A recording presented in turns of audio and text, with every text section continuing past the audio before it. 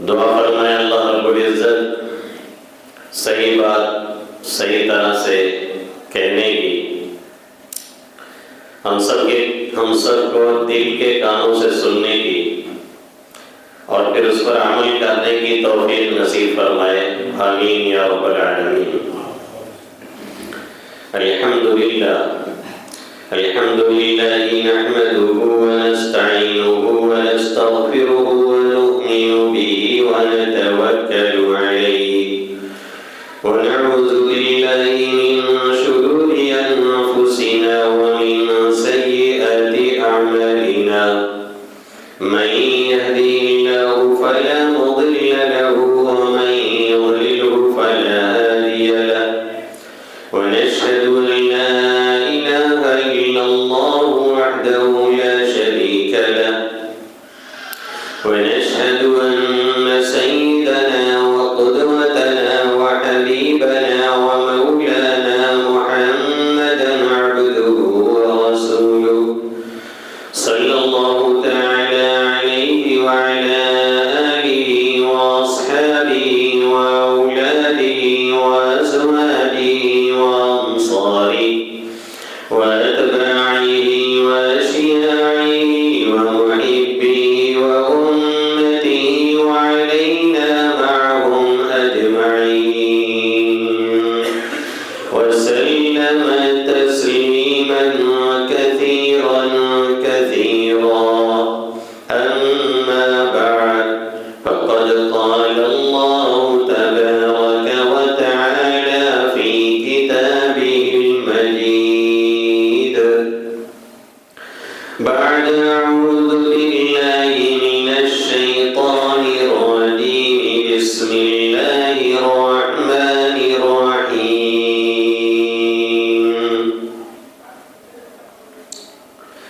वइन तउद्दू निअमतल्लाहि ला तुहसूहा इन्नल इंसाना लज़लूमुन कफ़्फ़ार। वक़ाल तबारक व तआला वलतुस्अलुन्न यौमइज़िन अनिन नईम।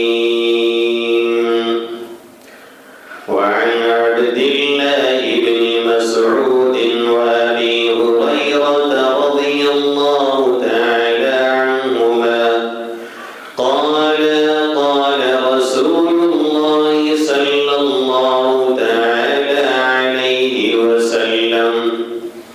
لا تزال قدما ابن آدم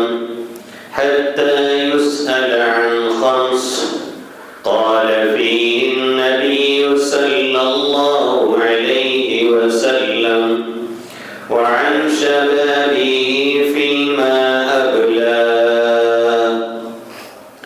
أو كما قال سيدنا وهادينا محمد صلى الله تعالى عليه وسلم। मेरे महतरम बुजुर्गों और दोस्तों, मेरे गयूर नौजवान साथियों और जिन माओं और बहनों तक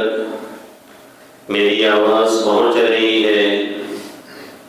मेरी मुक़द्दस पाकीज़ा माएँ और बहनें, इस वक्त मैंने आप हज़रात के सामने कुरान मुक़द्दस की दो आयत करीमा तिलावत की। एक आयत है 13वें पारे की और दूसरी आयत है सूरह तकासुर। सूरह तकासुर अलहाकुमुत तकासुर, इतना तो जानते होंगे कि ये किस पारे में है, 31वां है कि 32वां है?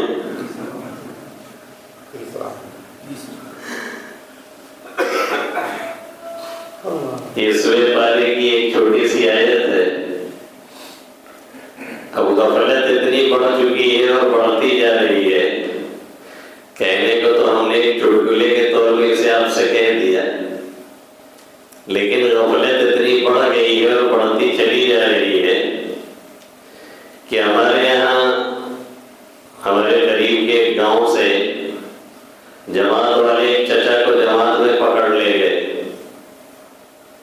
تقریباً 60 سال کی ایج رہی ہوگی،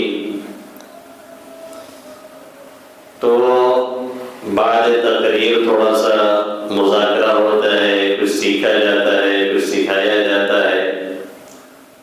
اور وہی اصل مقصد ہے۔ اگر کچھ سیکھا نہیں گیا تو پھر کہیں جانے آنے کا کوئی فائدہ نہیں ہوگا۔ میں یہاں آیا ہوں، میری نیت یہ ہے کہ میں لفاظی کروں، آپ یہاں بیٹھے ہیں، آپ کی نیت یہ ہے کہ دیکھیں کتنی لفاظی اس کو آتی ہے، تو پھر نہ میرے آنے کا کوئی فائدہ ہے اور نہ آپ کے بیٹھنے کا کوئی فائدہ ہے۔ میرے آنے کا مقصد اور میری نیت یہ ہونی چاہیے، اور ہے الحمدللہ تعالی کہ جا رہے ہیں شاید دین کا کچھ بھلا ہو جائے، اسی لیے اتنے لمبے سفر کی مشقت برداشت کی جاتی ہے۔ اس لیے نہیں آیا جاتا ہے کہ یہاں آپ ہمیں دیکھیں گے اور ہم آپ سے کچھ خریدیں گے، کچھ مانگیں گے، یا آپ اس لیے نہیں آتے ہیں کہ ہم آپ کو کوئی دنیاوی چیز دے دیں گے۔ ظاہر ہے آپ کا آنا اور میرا آنا اسی نیت سے ہوتا ہے، اور اسی نیت سے ہونا ہی چاہیے کہ ہم کچھ دین کی بات سنیں گے، سیکھیں گے، کچھ دل میں گرمی پیدا ہوگی، عمل کی طرف بڑھیں گے، اور یہ دین کی باتوں کے سننے کا اثر آج نہیں کل ہوتا ہی ہے۔ ہمارے بہت سے نوجوان اس غلط فہمی میں رہتے ہیں کہ جب عمل نہیں کرنا ہے تو سننے کی ضرورت کیا ہے۔ بہت سے کہہ بھی دیتے ہیں کہ ماں ابھی عمر کیا ہے، ابھی عمل کرنا نہیں، ابھی کیا ضرورت ہے سننے کی۔ پہلی بات تو یہ کہ ابھی عمر کیا ہے، یہ بہت بڑی غلط فہمی ہے جس سے ہمارے نوجوانوں کو نکلنا ضروری ہے۔ عمر کیا ہے اور کتنی ہے یہ تو صرف میرا رب جانتا ہے بس۔ کب لے کے جانا ہے، کیسے لے کے جانا ہے، کہاں پہ لے کے جانا ہے، یہ سارے طریقے اس نے متعین کر رکھے ہیں اور اسی کو معلوم ہے۔ بہت واضح لفظوں میں قرآن مقدس میں اس نے فرما دیا وَمَا تَدْرِي نَفْسٌ مَاذَا تَكْسِبُ غَدًا وَمَا تَدْرِي نَفْسٌ بِأَيِّ أَرْضٍ تَمُوتُ۔ کسی کو یہ نہیں پتا ہے کہ کل وہ کیا کرے گا اور کیا کمائے گا، اور کسی کو یہ خبر نہیں ہے کہ کس سرزمین پر اس کی موت آئے گی۔ یہ سب اللہ جانتا ہے، اور اس کا طریقہ کار بھی اس نے متعین کر رکھا ہے۔ اور یہی نہیں بلکہ ملک الموت کو ایسا اللہ نے بنایا ہے ہماری اور آپ کی جان لینے کے لیے کہ اس کی مثال ایک حدیث میں اللہ کے حبیب صلی اللہ علیہ وسلم نے یوں دی کہ جیسے ایک تشت ہے، ایک پلیٹ سمجھ لیجیے آپ، اس میں دانے ہیں، پرندہ چاہے جو دانہ چگ لے اور اٹھا لے، بالکل ایسے ہی ملک الموت کے سامنے ہماری اور آپ کی روح ہیں۔ ان کو ایسا نہیں ہے کہ وہ پرندہ دانہ وہاں سے اٹھائے گا تو اس کو بڑا چکر لگانا پڑے گا، بہت محنت کرنی پڑے گی، ادھر ادھر بھاگ دوڑ کرنی پڑے گی، ایسا نہیں ہے۔ بالکل یہی صورتحال ملک الموت کی ہمارے اور آپ کے تعلق سے ہے۔ ایک بات تو یہ اللہ کے حبیب صلی اللہ علیہ وسلم نے فرمائی۔ دوسری بات آقا کریم صلی اللہ علیہ وسلم نے ایک مرتبہ ایک صحابی کی موت کے قریب جب آپ تشریف فرما تھے تو ملک الموت سے آپ نے فرمایا کہ ذرا رحم کا معاملہ کرنا، نرمی کا معاملہ کرنا۔ انہوں نے فرمایا کہ آپ بالکل غم نہ کریں، ہم ہر مومن کی روح قبض کرتے ہوئے نرمی کا معاملہ کرتے ہیں۔ اور پھر اس کے بعد آگے انہوں نے جو جملہ فرمایا وہ سننے کا ہے۔ کہنے لگے کہ مجھے یہ قدرت اللہ نے دی ہے کہ 24 گھنٹے میں ہر ذی روح کے، ہر متنفس کا، ہر جاندار کے میں 5 مرتبہ دیدار کرتا ہوں، 5 مرتبہ دیکھتا ہوں۔ ہم لوگوں کو صبح سے اب تک 3 بار تو دیکھ ہی چکے ہوں گے، اللہ کرے 2 بار اور عافیت سے دیکھ کے چلے جائیں۔ اب تک 3 بار تو کم سے کم دیکھ ہی چکے ہوں گے. اللہ کرے عافیت سے 2 بار اور دیکھ داکھ کر کے چلے جائیں. اللہ طویل عمر نصیب فرمائے اور اس میں نیکیوں کرنے کی توفیق نصیب فرمائے. آمین یا رب العالمین. تو یہ کبھی نہیں سوچنا چاہیے کہ ہم ابھی کم عمر ہیں یا ہمارے پاس ابھی بہت ٹائم ہے. کتنے بوڑھے کھانستے رہتے ہیں اور کتنے اچھے خاصے نوجوان تھوڑی ہی دیر میں چل بستے ہیں. یہ سلسلہ لگا ہوا ہے اور آج کے دور میں تو خاص طور سے یہ چیز بہت کھل کے سامنے آ گئی ہے. نہ معلوم کتنے ایسے ہیں بہت ہیلدی بہت صحت مند اور آج ملے تھے کل صبح ہی پتہ چلا کہ ان کے انتقال کی خبر آ رہی ہے. یہ آئے دن لگا رہتا ہے ہمارے اور آپ کے ساتھ اور ہمارے آپ کے سامنے اس طرح کی خبریں آتی رہتی ہیں. ابھی 2 سال پہلے کورونا میں کیا ہو رہا تھا, رمضان اور رمضان سے تھوڑا پہلے موت کی ایک لو چل رہی تھی. ڈر کے مارے لوگ واٹس ایپ کھولتے نہیں تھے. اگر کئی میسج ہوتا تھا تو یہی سمجھ جاتے تھے کہ کسی کے انتقال کی خبر ہے, اس کے علاوہ کوئی خبر نہیں ہوگی. تو یہ ایک فالتو خیال ہے جو شیطان نے ہمارے نوجوانوں کے دل و دماغ میں بیٹھا دیا ہے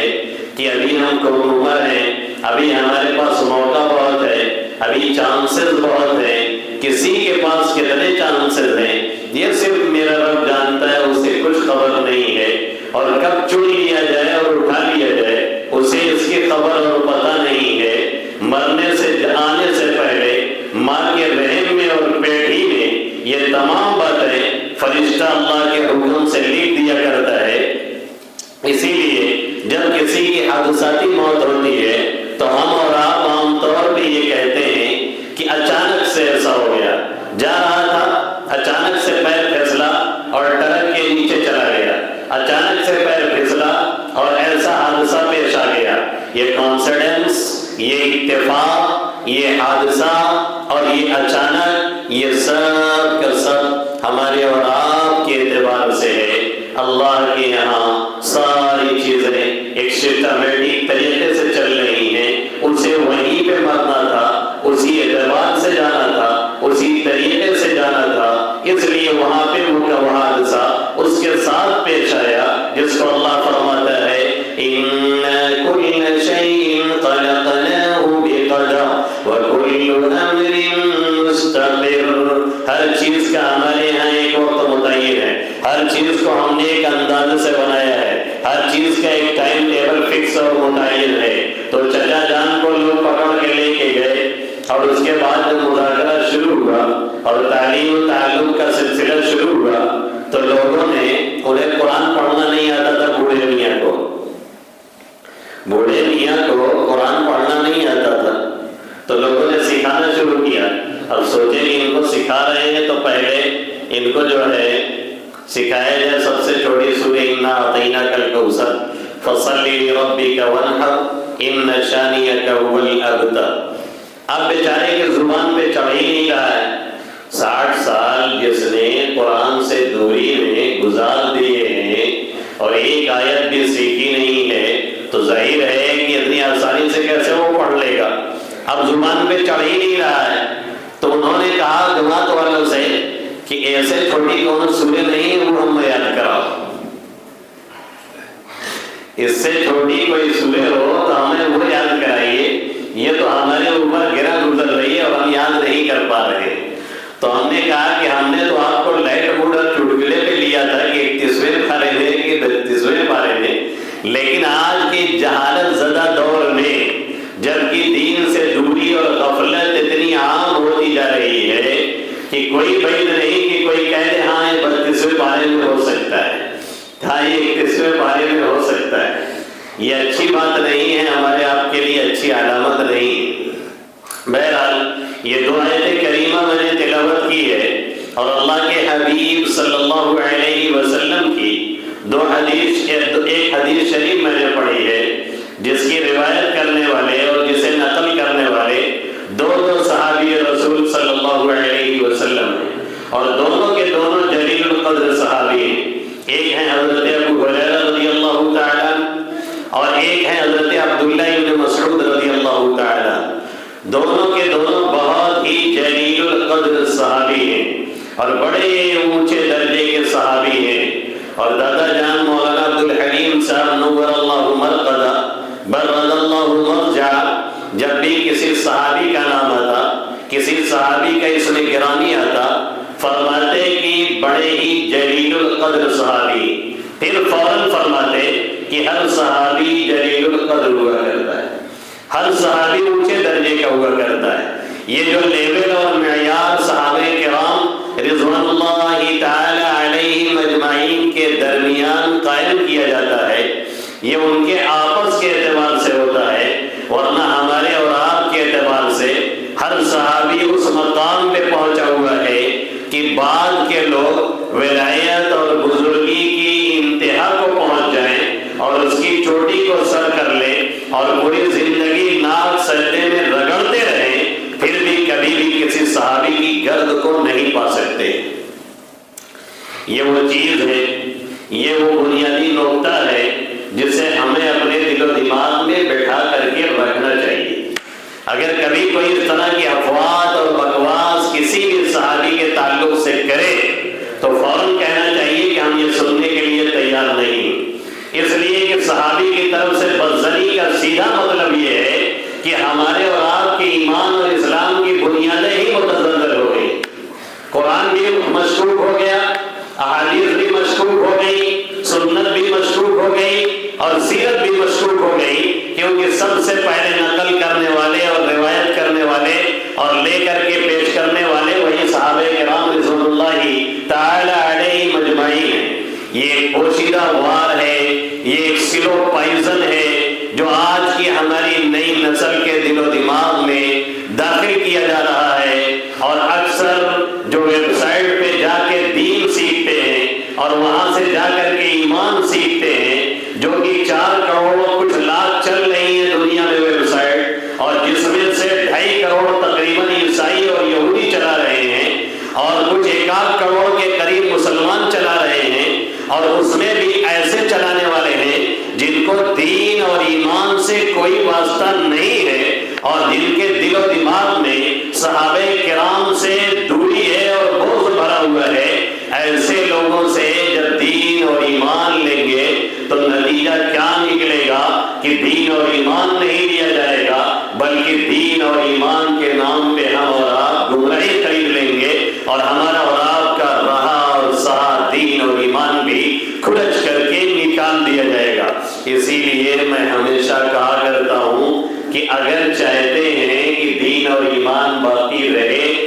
تو اپنے جو مقامی علماء حق ہوتے ہیں ان سے کچھ نہ کچھ جڑے رہا کریں، چاہے فون کے ذریعے سے اور چاہے ملاقات کے ذریعے سے اور چاہے جس طریقے سے 5-10 منٹ ہی انہیں ٹائم دیں، روز نہیں تو ہفتے میں دیں، لیکن ان سے جڑے رہیں اور یہ نہ سوچیں کہ وہ کوئی فرشتے ہیں۔ ہمارے یہاں معاملہ یہ ہو گیا ہے کہ ہم لوگ مولانا کو ایک دوسری مخلوق سمجھتے ہیں کہ مولانا کا مطلب وہ اسٹیل کا بنا ہوا ہو اور پتھر کا کوئی آدمی ہو جس کو نہ سردی لگے، جس کو نہ گرمی لگے، جس کو نہ جاڑا لگے، جس کو نہ بارش سے کوئی تکلیف ہو، جس کو نہ بخار آئے، جس کو نہ دست آئے، اور جو ہمیشہ 5 منٹ پہلے اذان سے مسجد میں حاضر رہے، اور بیچارہ خدا نہ خواستہ اگر آدھا منٹ لیٹ ہو گیا تو ہر مبتدی مڑ کے تاکہ کہاں رہے ہو، ابھی نہ ہو تھے نا، آدھا منٹ لیٹ ہو گیا، اپنا 5 نمازوں میں سے ہر 2 نماز میں 2 رکعت غائب ہے، لیکن امام صاحب بیچارے اگر آدھا منٹ لیٹ ہو گئے تو ہر کوئی پلٹ کر کے دیکھتا ہے کہ کہاں رہ گئے تھے۔ ایک بات، اور دوسری بات، کچھ بوڑھے ٹھیلے، معافی چاہوں گا لیکن کہہ دیتا ہوں سن لیجیے، کڑوا کیسا لگا کبھی کبھی سن لینا چاہیے۔ وہ بوڑھے ٹھیلے جن کی گھر میں کوئی نہیں سنتا اور جن کی بڑھیا بھی نہیں سنتی ہے اور جن کے ناتی اور نواسے بھی نہیں سنتے ہیں، وہی اکثر آ کر کے امام کو زیادہ پریشان کرتے ہیں، وہی اکثر آ کر کے امام صاحب کو زیادہ پریشان کرتے ہیں۔ ابھی بیچارے کو کوئی ملتا نہیں پریشان کرنے کے لیے، بیٹا ادھر ڈانٹ رہا ہے، ناتی ادھر بول رہا ہے، نواسی ادھر ڈانٹ رہی ہے، کہاں نانا ہر دم بڑبڑاتے ہو، کہاں دادا ہر دم بکبکاتے ہو، اب وہاں تو چل نہیں پا رہی ہے، اب بوڑھا تو خیر بوڑھا ہی ہے، سب تمنا مٹ گئی، کچھ نہ رہا باقی، تو ہمری اور جنتا کا ہم توری اور جنتا کی، یہ صورتحال دونوں کی بنی ہوئی ہے۔ تو اب بیچارہ کیا کرے، آ کر کے آسان کام یہی ملا ہے کہ امام صاحب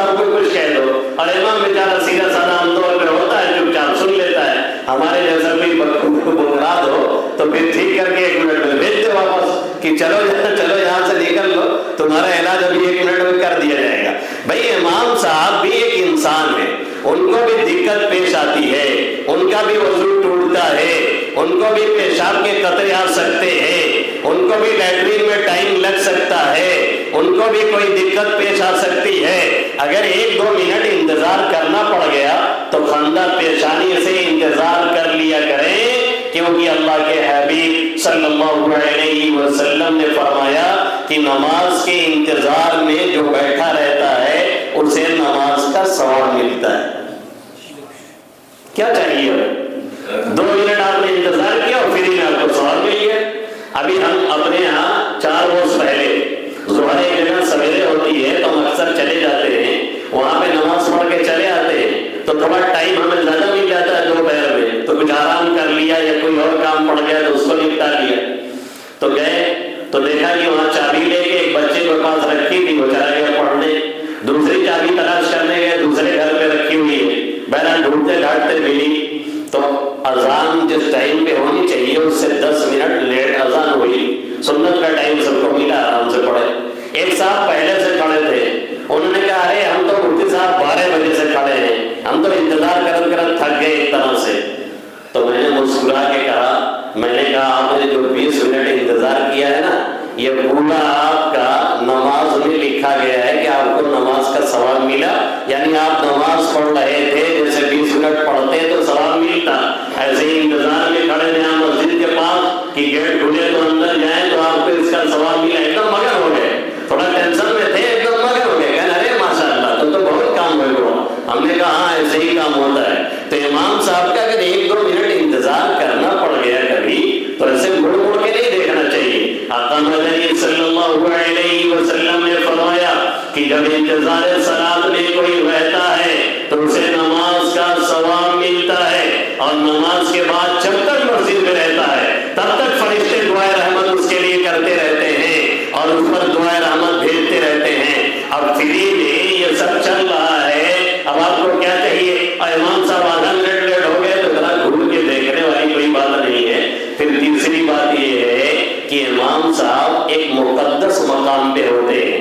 ان کا لحاظ کرنا ہمارا اور آپ کا فریضہ ہوتا ہے۔ وہ ہمارے نوکر نہیں ہیں، وہ ہمارے غلام نہیں ہیں، وہ ہمارے امام ہیں۔ امام کی عقیدت اور امام سے تعلق دل و دماغ میں ضروری ہے، ورنہ پھر کس نیت سے اس کے پیچھے کھڑے ہوں گے؟ پیچھے اس امام کے آخر کیسے نیت کریں گے؟ کیا سوچ کے کھڑے ہوں گے؟ عقیدت ہی نہیں، محبت ہی نہیں، لگاؤ ہی نہیں، یا تو اس امام کو ہٹائیں اگر زیادہ کرپٹ ہے، اور اگر زیادہ گڑبڑ نہیں ہے تو خندہ پیشانی سے اسی کو رہنے دیں اور چپ چاپ کھڑے ہو جائیں، اور اگر اتنی الرجی ہے تو اس مسجد کو چھوڑ کر کے کسی اور مسجد میں جائیں۔ بالکل یہ طریقہ مناسب نہیں ہے کہ اسی امام کو گالی دیں اور اسی امام کے پیچھے پھر نیت باندھیں۔ آخر کیسی نیت باندھیں گے ہم؟ کیسی ہماری نیت ہوگی جب ہم اس عقیدت کے ساتھ کھڑے ہی نہیں ہیں؟ تو ہماری نماز کیسی ہوگی؟ پھر ہمیں ثواب کیسا ملے گا؟ اس لیے یا تو اگر امام کی چھوٹی موٹی کوئی غلطی ہے تو بالکل اس کو نظر انداز کیجیے،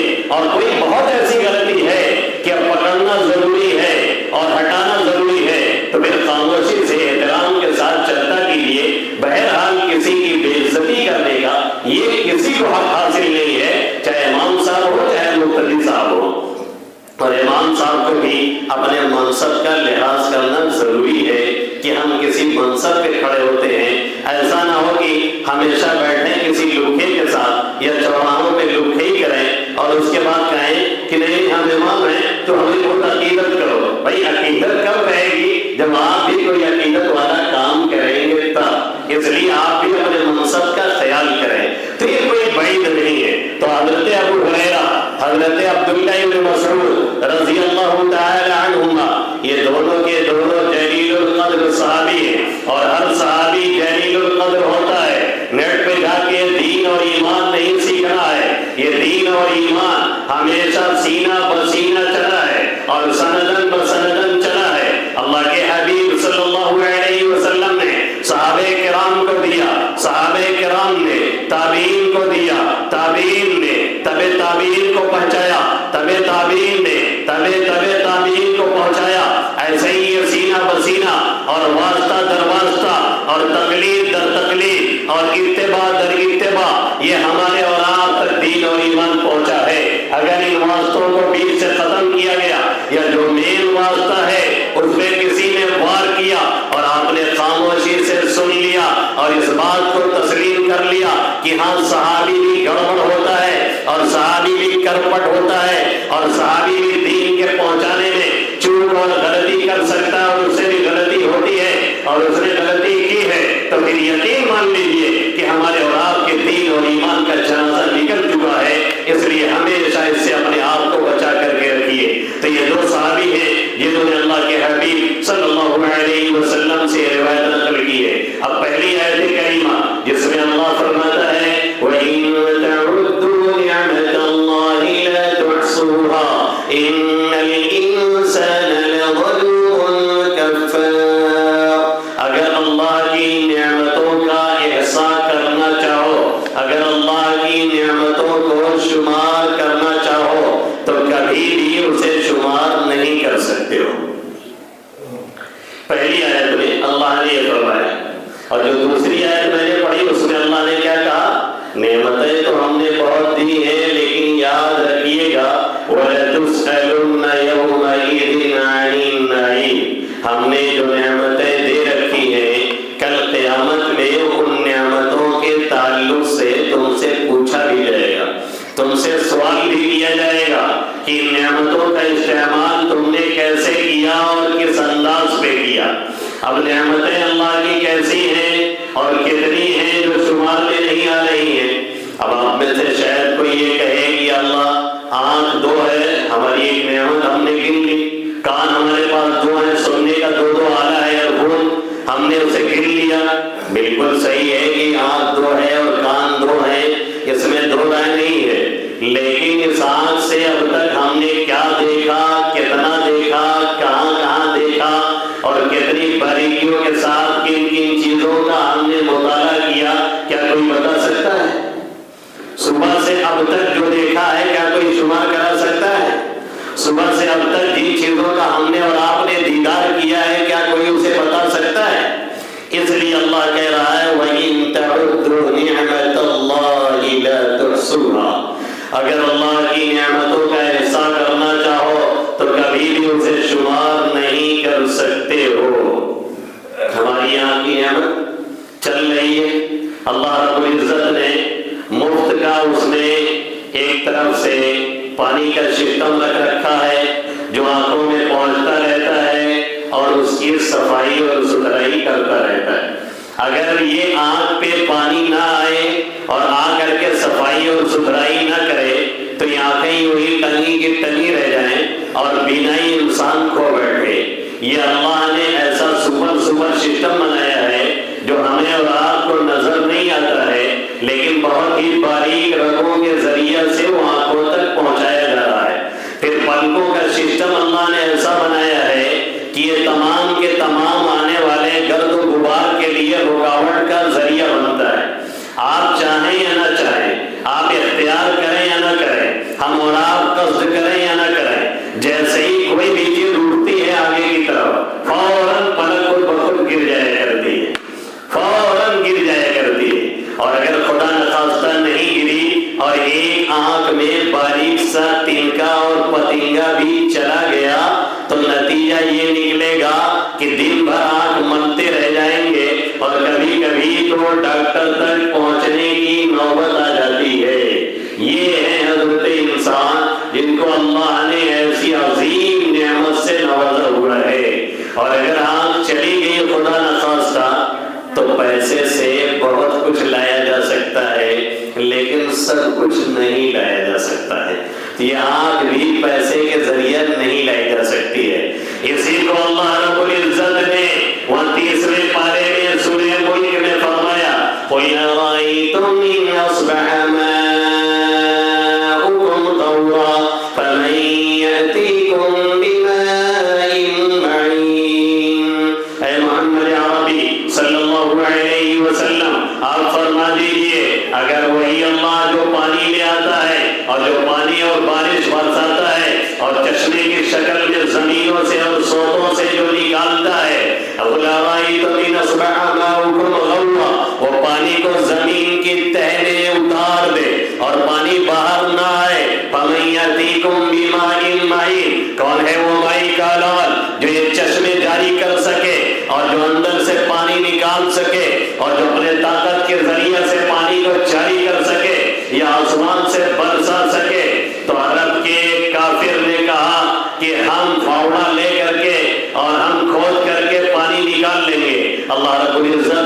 کی اس رگ کو خشک کر دیا جہاں سے پانی کی سپلائی ہوتی ہے آنکھ میں، اور فرمایا کہ پہلے بیٹا یہاں کا پانی جاری کر لو، پھر آگے کی بات کرنا۔ نتیجہ یہ نکلا کہ وہ اندھا ہو کر کے رہ گیا اور زندگی اسی میں اس کی تباہ ہو گئی۔ یہ ہے میرے رب کی کاریگری، یہ ہے میرے رب کی قدرت، جس کے بارے میں وہ کہہ رہا ہے وَإِن تَعُدُّوا نِعْمَتَ اللَّهِ لَا تُحْصُوهَا۔ اگر اللہ کی نعمتوں کا احصاء کرو گے اور شمار کرو گے تو کبھی بھی اسے گن نہیں سکتے اور شمار نہیں کر سکتے ہو۔ افسوس سد افسوس، آج کے دور میں ہمارے اور آپ کے ڈپریشن میں جانے کی ایک خاص وجہ یہ بھی ہے، ہمارے اور آپ کے ٹینشن میں رہنے کی ایک خاص وجہ یہ بھی ہے کہ ہم اور آپ آج اپنی نعمتوں کی طرف توجہ نہیں کرتے، آج اپنی نعمتوں کا ہم دھیان نہیں دیتے، آج ہمیں کیا کیا نعمتیں حاصل ہیں اس کی طرف ہماری اور آپ کی توجہ نہیں جاتی ہے۔ ہمارے بغل میں قریب میں ہمارے ایک ڈاکٹر دوست ہیں، ایک مرتبہ بھی 1 مہینے کے قریب ہوا، میں ان کے پاس گیا اور ایسے ہی خیر خیریت شروع ہوئی۔ انہوں نے کہا کیا خیریت یار، زندگی ایک دم عجیب ہے، موڈ خراب ہے، اور ہوا کیا تھا سر میں تھوڑی سی تکلیف تھی، کہنے لگے کیا کوئی زندگی ہے یار، طبیعت صحیح نہیں، ایک دم سے موڈ خراب ہے۔ تو جب انہوں نے کہہ لیا کہ بہت مصیبت ہے اور یہ ہے اور وہ ہے، تب میں نے ان سے کہا کہ محترم مصیبت دیکھنی ہو نا تو چلیں کسی ہڈی کے اسپتال میں چلا جائے، وہاں آپ کو ایسا لگے گا کہ سب کی ہڈی ہی ٹوٹی ہوئی ہے۔ مصیبت دیکھنی ہے چلیں کسی آئی اسپتال میں چلا جائے جہاں پہ ایسا لگے گا کہ سب کی آنکھ ہی خراب ہے۔ مصیبت دیکھنی ہے تو چلیے کسی پاگل خانے کا رخ کرتے ہیں جہاں پہ ہائی ایجوکیشن کے مالک، ایک سے ایک ایجوکیٹڈ، ایک سے ایک ڈاکٹر، ایک سے ایک انجینئر، ایک سے ایک کروڑ پتی، ایک سے ایک ارب پتی، اور وہاں پہ 10 سال سے کمرے میں بند کر کے رکھے گئے ہیں۔ انہیں وہیں کھانا اور پینا ملتا ہے اور انہیں کمرے سے نکلنے نہیں دیا جاتا ہے، کیونکہ ان کا ایک اسکرو دماغ کا اللہ نے ادھر سے ادھر کر دیا ہے، جس کی وجہ سے ان کا دماغ کام نہیں کرتا۔ ساری دولت ان کی دھری کی دھری رہ گئی اور ساری ان کی انجینئر ایک طرف رہ گئی اور ڈاکٹری ان کے کسی کام نہ آئی، اور ان کا وہ خوبصورت چہرہ جسے دیکھ کر کے لوگ رش کرتے تھے اور حسد کرتے تھے، اور ان کی باڈی لینگویج جسے دیکھ کر کے لوگ شاید یہ کہتے تھے کہ اسے کبھی زوال نہیں آئے گا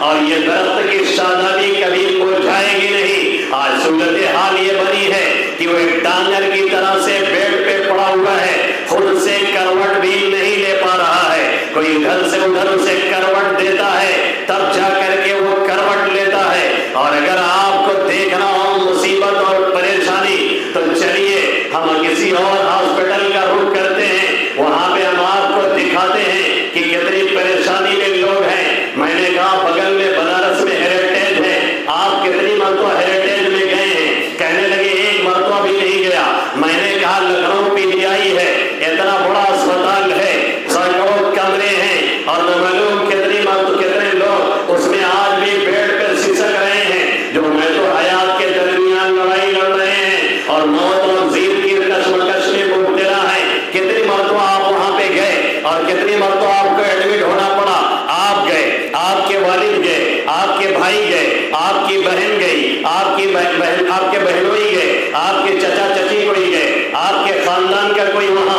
آج بھرتی ہے، جسے رات تیمارداری کر کے آپ جیسے صحت مند کو بھی ڈسٹربنگ ہونے لگے اور دقت میں پڑنے لگے، کہنے لگے یار آپ نے تمہارا سارا کام ہی غلط کر دیا، مجھے تو لگ رہا تھا کہ میں بہت مصیبت میں ہوں، یہ تو سمجھ میں آیا کہ میرے پاس کوئی مصیبت نہیں، اور کہنے لگے الحمدللہ رب العالمین۔ صحیح بات ہے جو جمعہ میں آپ کہتے ہیں کہ اللہ کا شکر ادا کرتے رہو، اور اگر کوئی ہلکی پھلکی مصیبت آئے تو اس پہ صبر سے کام لینے کی کوشش کرو، مجھے اس طرف توجہ دینے کی ضرورت ہے۔ آج بہت سے لوگ جو ٹینشن میں چل رہے ہیں، آج بہت سے لوگ جو ڈپریشن میں چل رہے ہیں، اس کی مین وجہ یہ نہیں کہ ان کے پاس کھانے کو نہیں، اس کی مین وجہ یہ نہیں کہ انہیں پہننے کو نہیں، اس کی مین وجہ یہ نہیں کہ انہیں چلنے کی طاقت نہیں، اس کی مین وجہ یہ نہیں کہ ان کے ہاتھوں میں پکڑنے کی طاقت نہیں، اس کی مین وجہ یہ نہیں کہ انہیں آنکھوں میں دیکھنے کی صلاحیت نہیں، اس کی مین وجہ یہ نہیں ہے کہ ان کے ہاتھوں میں ہضم کی صلاحیت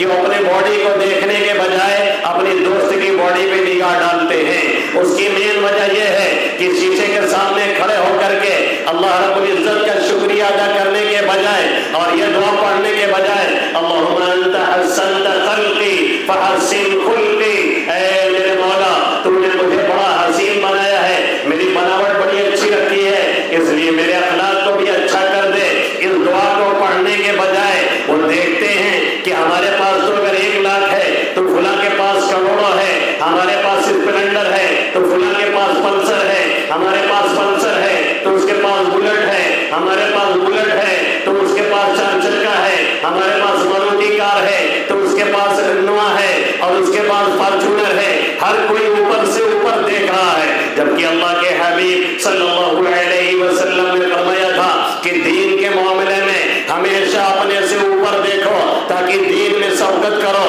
تاکہ تمہارے اندر دینداری آئے، تاکہ مزید نماز کی طرف بڑھو۔ اگر کوئی 2 رکعت نفل پڑھتا ہے تم 4 کی کوشش کرو، کوئی 4 رکعت نفل پڑھتا ہے تو مغرب کے بعد اوابین کی 6 رکعت پڑھو، اگر کوئی 2 تہجد پڑھتا ہے تو تم رات میں 4 تہجد پڑھو، اگر کوئی 4 رکعت تہجد پڑھتا ہے تو تم 8 رکعت پڑھ ڈالو، اگر کوئی 5 منٹ دعا مانگتا ہے تو کم سے کم تم 10 منٹ دعا مانگو، اگر کوئی اذان کے فوراً بعد مسجد میں آتا ہے اور اس کی 1 رکعت بھی نہیں چھوڑتی ہے تو تم اس سے پہلے آنے کی کوشش کرو۔ اس میں اللہ کے حبیب صلی اللہ علیہ وسلم نے اپنے سے اونچے کو دیکھنے والے کو کہا تھا، ہم نے اس میں ترک کیا جس کے بارے میں اللہ نے کہا تھا وَفِي ذَلِكَ فَلْيَتَنَافَسِ الْمُتَنَافِسُونَ وَفِي ذَلِكَ فَلْيَتَنَافَسِ الْمُتَنَافِسُونَ۔ اللہ کہہ رہا ہے اس میں آئیں بڑھ چڑھ کے حصہ لینے والے بڑھ چڑھ کے حصہ لیں، اس میں آئیں لوگ اپنی برتری دکھائیں،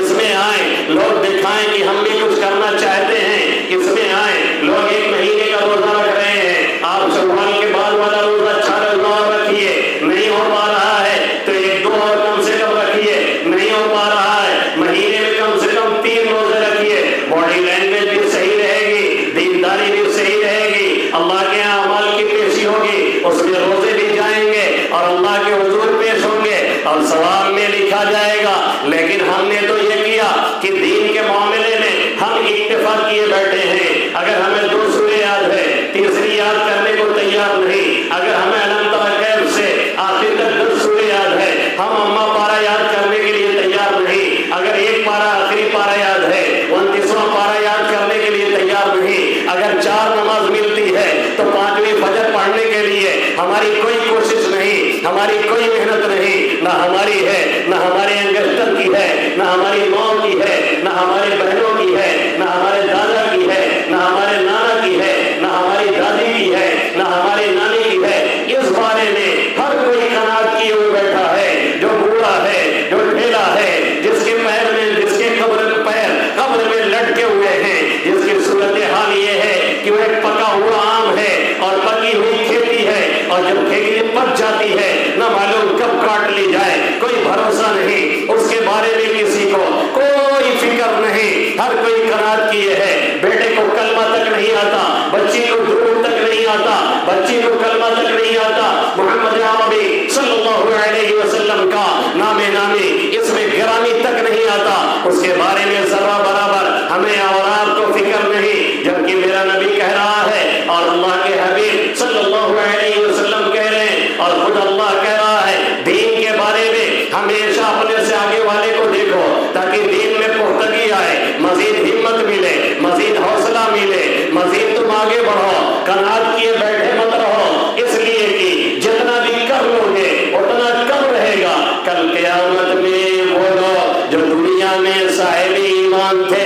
جو دنیا میں صاحب اسلام تھے، جو دنیا میں صاحب دین تھے اور جنہوں نے دنیا میں ایمان اور اسلام کی حالت میں اپنی زندگی گزاری تھی اور اعمال صالحہ بھی کچھ نہ کچھ کیے تھے، اللہ کے حبیب صلی اللہ علیہ وسلم نے کیا فرمایا؟ وہ اگر جنت میں چلے بھی جائیں گے اور اللہ تعالیٰ سب کا داخلہ آسان فرمائے، آمین یا رب العالمین، آقا فرماتے ہیں اگر وہ جنت میں چلے بھی جائیں گے تو بھی انہیں ایک حسرت رہے گی، اور وہ حسرت کس بات کی رہے گی؟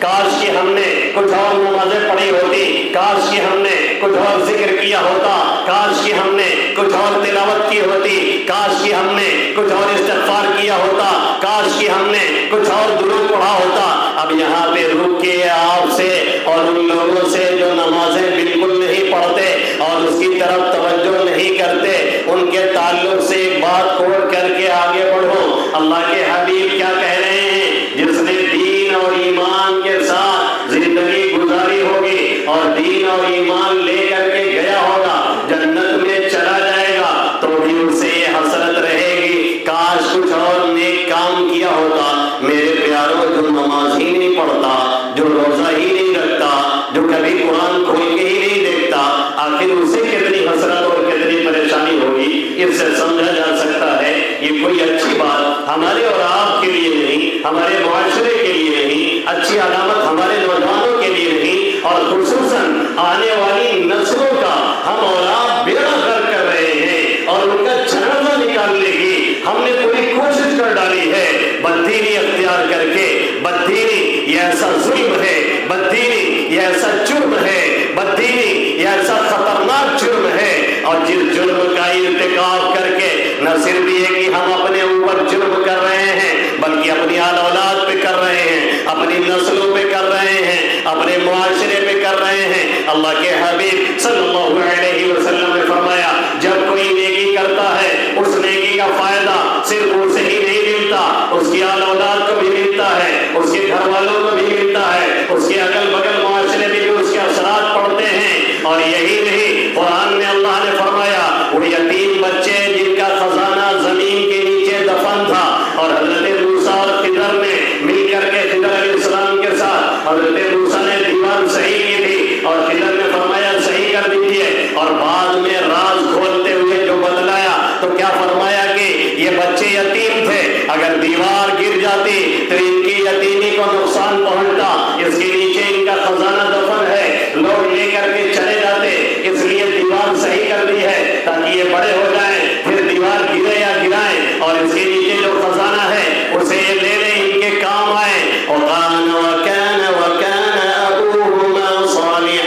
اللہ فرما رہا ہے ان بچوں کی رعایت اس لیے کی گئی، وَكَانَ أَبُوهُمَا صَالِحًا، ان کے والد کیا تھے؟ نیک تھے۔ اور علماء نے مفسرین نے لکھا ہے یہ ان کے حقیقی والد نہیں، دادا یا پردادا یا ان کے خاندان میں کوئی تھے۔ ایک اگر نیک ہوتا ہے اس کے اثرات کئی پشتوں تک جاتے ہیں، اور اگر ایک بدمعاش اور بدتمیز ہوتا ہے اس کے اثرات بھی پشتوں منتقل ہوتے ہیں۔ اس لیے قرآن میں اللہ نے فرما دیا، اور یہی وجہ ہے کہ حضرت عبداللہ ابن مسعود رضی اللہ تعالیٰ عنہ، سنیں ہمارے بڑے، سنیں ہمارے بوڑھے، سنیں ہمارے گارجین، سنیں ہمارے پیرنٹ، سنیں ہمارے دادی، سنیں ہماری نانی، سنیں ہماری امی جان، سنیں ہماری بڑی اور بوڑھیاں، حضرت عبداللہ ابن مسعود رضی اللہ تعالیٰ عنہ جب نفل پڑھتے اور رات میں تہجد پڑھتے تو نمازوں میں اضافہ فرما دیتے، اس کے بعد روتے ہوئے دعا مانگتے اور کہتے اے بنیا لأجلک، بیٹے تیری وجہ سے میں نے یہ کام کیا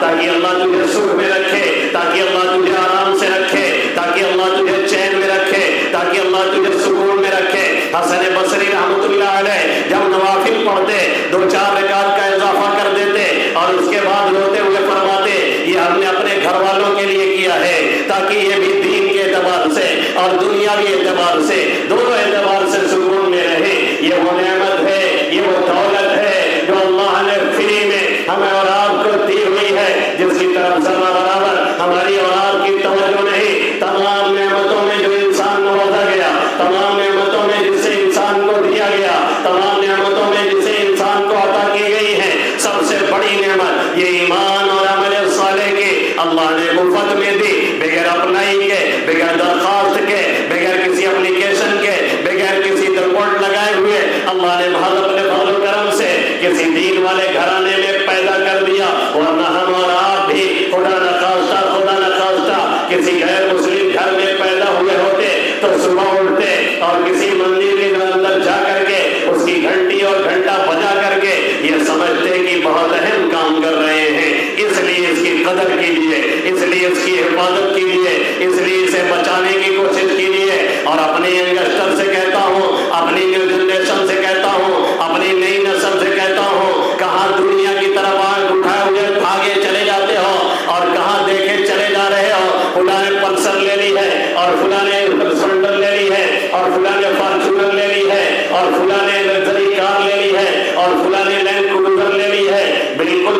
عقلی اعتبار سے لینے میں اور چلنے میں اور جائز طریقے سے لانے میں اور استعمال کرنے میں کوئی حرج نہیں ہے. باقی یہ کہ دن اور رات اسی طاق میں رہنا اور اسی فکر میں لگے رہنا اور دین اور ایمان کی جو دولت اللہ رب العزت نے ہمیں اور آپ کو دی ہے اس سے غفلت برتنا اور اس کی ناشکری میں لگے رہنا یہ کبھی بھی ہمارے اور آپ کے لیے اچھی بات نہیں ہے. جیسے اللہ نے نعمتوں سے نوازا ہے اور جو سب سے بڑا انعام اور احسان اللہ نے دین اور ایمان کا ہمارے اوپر کیا ہے جس کے بارے میں اللہ 27ویں پارے میں فرماتا ہے یمنون علیک ان اسلموا قل لا تمنوا علی اسلامکم بل اللہ یمن علیکم ان ہداکم للایمان ان کنتم صادقین. اللہ کے حبیب صلی اللہ علیہ وسلم سے کچھ دیہاتی بدوی آئے اور باتوں باتوں میں کہنے لگے کہ ہمارے احسان ہے اور ہم ایمان لائے ہیں ہمارے ساتھ یہ کیجیے وہ کیجیے. اللہ فرماتا ہے یہ آپ پر احسان رکھ رہے ہیں یہ احسان جتلا رہے ہیں کہ ہم ایمان اور اسلام قبول کیے ہیں اور لے کر کے آئے ہیں ان کا احسان نہیں یہ انعام ان کا نہیں ہے یہ میرا احسان ہے کہ میں نے انہیں ہدایت دی یہ میرا احسان ہے کہ میں نے ایمان کی دولت سے نوازا یہ میرا احسان ہے کہ ایمان جیسی بے شمار نعمت اور قیمتی دولت سے میں نے انہیں سرفراز کیا اور میں نے انہیں دیا ہے اس لیے اس پر ان کو میرا شکریہ ادا کرنا چاہیے. ورنہ اللہ جسے توفیق نہ دے انسان کے بس کی بات نہیں. فیضان محبت عام تو ہے عرفان محبت عام نہیں. چچا ابو طالب کے لیے آقا تڑپتے رہے آخر دم تک جاتے رہے اور آخر وقت میں اپنے چچا سے منت اور سماجت کرتے رہے کہ کسی طرح سے صرف آپ کلمہ پڑھنے پر کہہ دیجیے لا الہ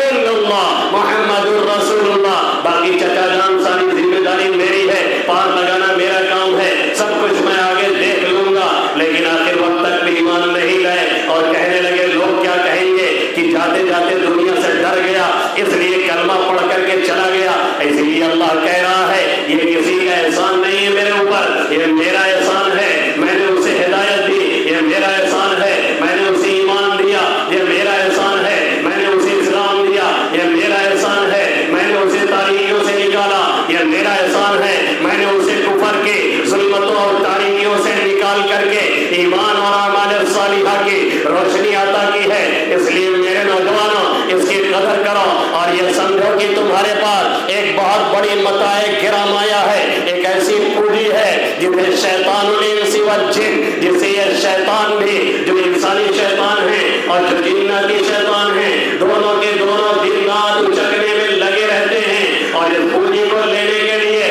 آج پوری دنیا ہمارے پیچھے لگی ہوئی ہے کہ کسی طرح سے ان کے ایمان کو خرید لیا جائے اور کسی طرح سے انہیں ایمان سے برگشتہ کر دیا جائے چاہے ویب سائٹ کے ذریعہ سے چاہے فلموں کے ذریعہ سے. حیرت تو تب مجھے ہوئی جب میں نے دیکھا کہ کچھ بھکت لوگ اور کچھ بیوقوف لوگ فلم کا بائیکاٹ کر رہے تھے تو ہمارے پڑھے لکھے مولانا اور مفتی یہ بھی پورے جاہل ٹھہرے انہوں نے فلم کے سپورٹ میں پوسٹ ڈالنی شروع کر دی اور بتلانے لگے کہ ہم نے پہلے ہی ٹکٹ لے لیا ہے اور ہم جا کر کے اسے دیکھیں گے. فلم بہرحال فلم ہے کسی شکل میں آئے گناہ بہرحال گناہ ہے کسی شکل میں آئے اسے دیکھنا اسے پروموٹ کرنا اور اس کے بارے میں اشتہار دینا اور اسٹیٹس لگانا اتنا سنگین جرم ہے جسے ہم اور آپ سوچ بھی نہیں سکتے. اللہ کے حبیب صلی اللہ علیہ وسلم نے فرمایا اٹھاؤ مشکات شریف دوسری جلد میں بائیں صفحہ پہ اللہ کے حبیب صلی اللہ علیہ وسلم فرماتے ہیں کل امتی معافن الا المجاہرون میری ساری امت کو معاف کر دیا جائے گا جس نے جو بھی گناہ کیا ہے جو بھی غلطی کی ہے جب وہ مجھ سے رکے گا جب مجھ سے گر گڑائے گا جب مجھ سے معافی مانگے گا میں اسے معاف کر دوں گا. اور اگر معافی نہیں بھی مانگا تو بھی میری رحمت اگر جوش میں آئی اس کا کام بن جائے گا. کل امتی معافن میری ساری امت کو معاف کیا جائے گا الا المجاہرون سوائے ان لوگوں کے جو علانیہ گناہ کرتے ہیں. صحابہ کرام نے پوچھا یہ علانیہ گناہ کیا ہے؟ آقا مدنی صلی اللہ علیہ وسلم نے فرمایا کوئی گناہ کہیں چھپ کر کے کیا روزہ نہیں رکھا کہیں چھپ کر کے کھایا اور تجھے نماز نہیں پڑھی کہیں چھپا رہا اور اس کے بعد ساتھیوں میں فخریہ کہتا ہے ہم نے نماز نہیں پڑھی پھر کہتا ہے ہم نے تو اس سال کے روزے نہیں رکھے پھر کہتا ہے ہم نے بھی تو فلم دیکھی تھی ہم نے اس کا ٹکٹ لیا تھا ہم بھی گئے تھے، فلم کے سپورٹ میں اس طرح کی باتیں کہتا اور کرتا ہے۔ اللہ کے حبیب صلی اللہ علیہ وسلم نے فرمایا ایسے لوگوں کی معافی اور بخشش نہیں ہے، اس وجہ سے نہیں ہے کہ جب آدمی ایسی جرات کرتا ہے اور جب آدمی ایسی باتیں کرتا ہے، دل سے احساس جرم جاتا رہتا ہے، دل سے گناہ کا احساس نکلتا رہتا ہے، پھر عام طور پہ توبہ کی توفیق بھی سلب کر لی جاتی ہے اور توبہ کی توفیق بھی اس سے چھین لی جاتی ہے۔ اس لیے میرے پیارے نوجوانوں، اس طرح کی حرکتیں کبھی مت کیا کرو۔ بہت سے نوجوان وہ ہوتے ہیں جو رمضان میں روزہ نہیں رکھتے لیکن چھپ چھپا کے کھاتے اور پیتے ہیں، کسی کے سامنے کبھی اس حالت میں نہیں آتے کہ ہم نے روزہ نہیں رکھا، ایسے ہی وہ منہ بنا کے آتے ہیں کہ لگتا ہے ایک نہیں ڈبل روزہ ہے۔ اور بہت سے نوجوان ایسے ہوتے ہیں جو کھلم کھلا کھاتے ہیں اور اس کے بعد کہتے ہیں جب اللہ سے نہیں ڈرنا تو لوگوں سے کیا ڈرنا۔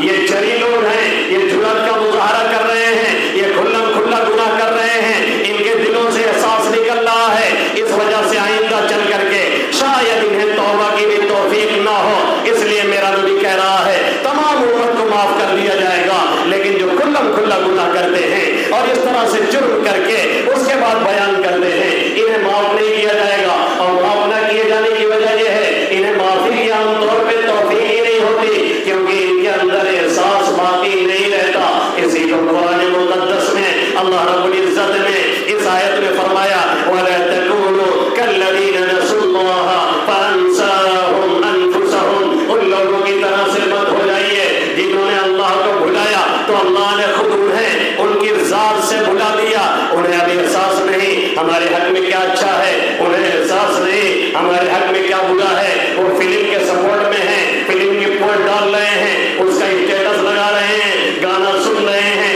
سننا ایک گناہ، شیئر کرنا دوسرا گناہ، اس کے آگے جتنوں نے شیئر کیا سب کا گناہ سمیٹ کر کے یہ اپنے دامن میں لے رہا ہے۔ اس طریقے سے مر کے دنیا سے چلا گیا اور یہ گناہ چھوڑ کر کے چلا گیا۔ اس کا گناہ پہ گناہ جو ابھی چل رہا ہے اس کے کھاتے میں لکھا جا رہا ہے، ایک کلک کی وجہ سے، ایک لائک کی وجہ سے، ایک شیئر کی وجہ سے، ایک ارسال کر دینے کی وجہ سے یہ ہم اور آپ اپنے کھاتے میں درج کر لیتے ہیں۔ میرے پیاروں ایسا ہرگز مت کرو، تمہیں شیئر کرنا ہے، کوئی نعت شیئر کرو، کوئی حمد شیئر کرو، کوئی حمد نظم شیئر کرو، کوئی آیت شیئر کرو، کوئی حدیث شیئر کرو، وہ بھی تحقیق کر لینے کے بعد، بغیر تحقیق کے نہیں، بغیر تحقیق کے لوگ بھیجتے ہیں۔ حضرت عمر نے یہ فرمایا، صدیق اکبر نے فرمایا، حضرت علی کا یہ قول ہے تلاش کرو کہیں ملتا ہی نہیں۔ حضرت علی نے کب کہا، صدیق اکبر نے کب کہا، عمر فاروق نے کب کہا؟ ہم جنت کے چکر میں بعض مرتبہ جہنم کے قریب ہو جاتے ہیں،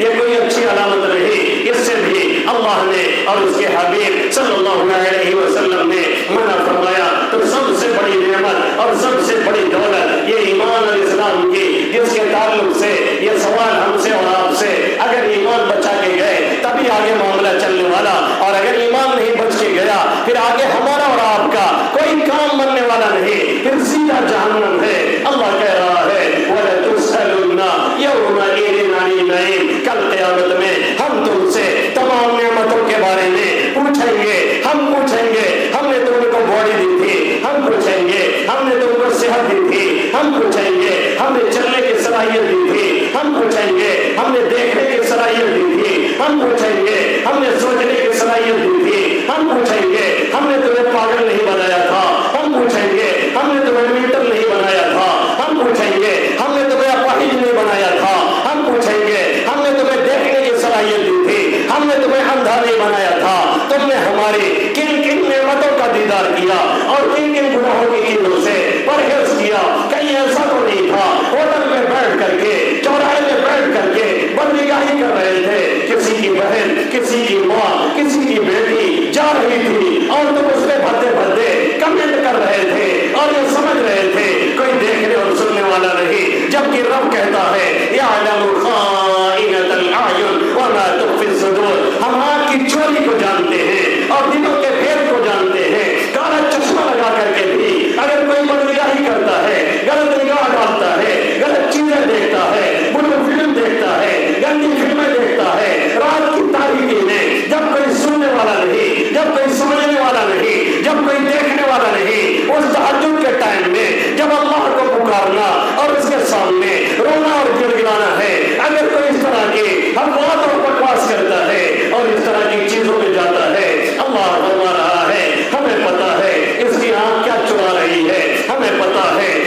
کر کیا رہا ہے ہمیں یہ خبر ہے، اس کے سینے میں کیا ہے ہمیں یہ پتا ہے، اس کا دل کس سمت میں دھڑک رہا ہے۔ ہماری محبت ہمارے نبی کی محبت ہے کہ نہیں؟ ہماری محبت ہمارے نبی کی محبت اس کے دلوں میں ہے کہ نہیں؟ کبھی دھڑکتا ہے ہمارے نبی کے لیے یا ہمارے لیے کچھ محبت باقی ہے، کچھ رحمت باقی ہے، یا سب کچھ دل دے دیا کسی حسینہ کے چکر میں ایمان اور اسلام گوا دیا، کسی حسین کے چکر میں ایمان اور اسلام ہماری بہن نے کھو دیا۔ یہ کیسے پاسبل ہے؟ یہ کیسے ممکن ہوا؟ اتنی بڑی نعمت جو اللہ نے ہمیں اور آپ کو دی ہے، جس کے ذریعہ سے ہمیں سکون حاصل، جس کے ذریعہ سے ہمیں اطمینان حاصل، جس کے ذریعہ سے بڑی سے بڑی مصیبت آ جائے، مصیبتوں کا پہاڑ آ جائے اور پہاڑوں کے پہاڑ آ جائیں، پھر بھی ہم یہ کہتے ہیں جو رب نے چاہا وہی ہوا، سب اللہ کی مرضی۔ ہمیں قرار آتا ہے، توحید میں قرار ہے، وحدانیت میں قرار ہے، ایک گیر محکم گیر، ایک جگہ پہ رہو، پکے سچے بن کر کے رہو، اس میں سکون ہے، اس میں اطمینان ہے، اس میں قرار ہے، اس میں سکون ہے۔ اور در در کی ٹھوکریں کھاؤ تو پھر نتیجہ اچھا نہیں ہوتا۔ شرک میں قرار نہیں، شرک میں انتشار ہے، شرک میں اضطراب ہے، شرک میں بے چینی ہے، کبھی ادھر جاتا ہے، کبھی ادھر جاتا ہے، کبھی اس مزار پہ جاتا ہے، کبھی اس مزار پہ جاتا ہے، کبھی اس سے مانگتا ہے، کبھی اس سے پوچھتا ہے، کبھی اس سے پوچھتا ہے۔ ہو سکتا ہے یہاں کام بنے، ہو سکتا ہے وہاں کام بنے، کہیں نہیں بنتا۔ بنانے والا وہی ہے، بگاڑنے والا وہی ہے، نافع وہی ہے، ضار وہی ہے، معز وہی ہے، مدیر وہی ہے، سمیع وہی ہے، بصیر وہی ہے، حکم وہی ہے، عدل وہی ہے، لطیف وہی ہے، خبیر وہی ہے، حلال مشکلات وہی ہے، دافع بلیات وہی ہے، تحت الثرى میں لے جا کر کے ذلت کے گڑھے میں پھینکنے والا وہی ہے، عزت کی سربلندیوں پہ لے جا کر کے پہنچانے والا وہی ہے۔ مالک الملک تؤتی الملک من تشاء وتنزع الملک ممن تشاء وتعز من تشاء وتذل من تشاء بيدك الخير انك على كل شيء قدير والله الغني وانتم الفقراء۔ بے نیاز وہی ہے، مستغنی وہی ہے، سب محتاج ہے، سب فقیر ہے، سب مجبور ہے، سب لاچار ہے، سب بے بس ہے، سب بے کس ہے۔ وقتی طور سے اللہ نے کچھ دیا ہوا ہے، جب وہ کھیلتا ہے تب پتہ چلتا ہے کہ کون پاور والا تھا اور کون طاقت والا تھا، جس کا اظہار کل قیامت میں اس آیت کے ذریعے سے وہ کرے گا۔ لمن الملک اليوم لمن الملک اليوم للہ الواحد القہار۔ آج کے دن حکومت کس کی؟ آج کے دن سلطنت کس کی؟ آج کے دن پاور کس کا؟ آج کے دن اقتدار کس کا؟ آج کے دن طاقت کس کی؟ آج کے دن پاور کس کا چلے گا؟ اور رب کون ہے اور کیا کہہ رہا ہے اور قانون کیسے اس کا چلتا ہے؟ سب کچھ تب کھلے گا جب کھلنے کا کوئی نتیجہ نہیں نکلنے والا، وہ نتیجہ اگر نکالنا ہے آج ہی باز آئیے۔ اور جو جرائم ہوئے، جو کرائم ہوئے، جو غلطی ہوئی، جو ہم نے اپنی عمر کو ضائع کیا، اپنے جسم کو بیکار کیا، یہ پیر جو رب کی اطاعت میں چلنا تھا، اس پیر کو اذان کے بعد جو مسجد میں چلنا تھا، ہم نے اس پیر سے سنیما گھروں کا چکر لگایا، ہم نے اس پیر سے بازاروں کا چکر لگایا، ہم نے آنکھوں سے غلط چیزوں کا دیدار کیا، جس سے آنکھوں سے اپنے والدین کو دیکھنا تھا، حج عمرہ کا ثواب لینا تھا، جس آنکھ سے رب کے قرآن کو دیکھنا تھا اور دیکھ کر کے ثواب لینا تھا، اور جس آنکھ سے کعبۃ اللہ کو دیکھنا تھا اور 20 رحمت اپنے اوپر اتروا لینی تھی، اور ان جیسی چیزوں کو اور اللہ کی بنائی ہوئی بہت سی دنیا کی چیزوں کو دیکھ کر کے یہ سمجھنا تھا، یہ ماننا تھا ہے کوئی طاقت والا، ہے کوئی پاور والا، ہے کوئی دینے والا، ہے کوئی نوازنے والا، ہے کوئی عطا کرنے والا، جس نے یہ باڈی دی، جس نے یہ جسم دیا، جس نے یہ صلاحیت دی، جس نے یہ طاقت دی، جس نے یہ قوت دی، اور آج نہیں تو کل پھر لوٹ کر کے وہی میں جانا ہے۔ یہ نعمتیں جو دے کر کے ہمیں چھوڑ دیا ہے، بالکل نہیں چھوڑا ہے۔ کتا پھر بھی کتا ہوتا ہے، اس کا مالک پھر بھی مالک ہوتا ہے، جو اس کے گلے میں پٹے ڈال کر کے تھوڑا سا چھوڑ دیتا ہے۔ وہ جانور ہو کر کے بھی کتا سمجھتا ہے مالک جب چاہے گا پٹے کھینچ لے گا، لیکن کتا کتا ہے، مالک مالک ہے، پٹا ٹوٹ سکتا ہے اور مالک کے ہاتھ سے چین ٹوٹ سکتی ہے، سیکٹ ٹوٹ سکتی ہے۔ میرا رب پھر بھی رب العالمین ہے، احکم الحاکمین ہے، جس نے ہمارے اور آپ کے گلوں میں پٹے ڈال کر کے تھوڑا سا چھوڑ رکھا ہے۔ ہم اور آپ ہیں کہ شرور بے مہار بھاگے چلے جا رہے ہیں، بدماشی میں کر رہے ہیں، عیاشی پہ عیاشی کر رہے ہیں، سمجھ رہے ہیں کوئی پکڑنے والا نہیں۔ اللہ کہہ رہا ہے وَأُمْلِي لَهُمْ إِنَّ كَيْدِي مَتِينٌ، میں انہیں ڈھیل دیتا ہوں، میں انہیں تھوڑا سا چھوڑ دیتا ہوں، میری تدبیر بہت مضبوط ہے، جب چاہوں گا پکڑ کر کے کھینچ لوں گا، اور جب کھینچوں گا 1 منٹ کی مہلت اور موقع نہیں ملے گا تب کہا جائے گا بہت مہلت دی گئی تھی، تم نے مہلت کا کوئی فائدہ نہیں اٹھایا۔ اللہ نے اسی لیے کہا وَإِن تَعُدُّوا نِعْمَةَ اللَّهِ لَا تُحْصُوهَا، اگر ہماری نعمتوں کا احصاء کرنا چاہو، شمار کرنا چاہو، کبھی کر ہی نہیں سکتے۔ اور سب سے بڑی نعمت ہم نے تم کو ایمان کی دی، پھر اس کے بعد نعمت اعمال صالحہ کی، پھر اس کے بعد یہ دنیاوی نعمتیں تمہیں دی ہیں۔ اس لیے نہیں دی کہ تم کھاؤ اور عیاشی کرو، اس لیے نہیں دی تم کھاؤ اور بدماشی کرو، اس لیے نہیں دی تم کھاؤ اور خرافات کرو، اس لیے نہیں دی تم ہماری نعمتیں کھا کر کے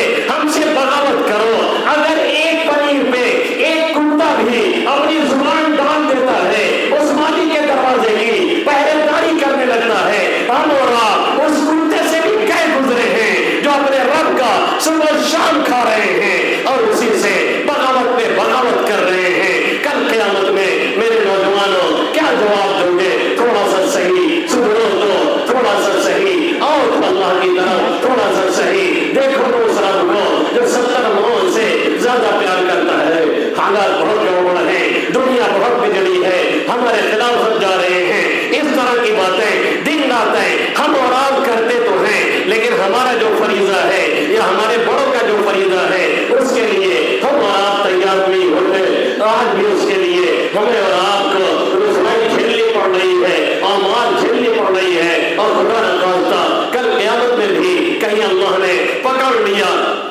تو ہمارے اور آپ کے لیے بڑا مسئلہ ہو جائے گا۔ اس لیے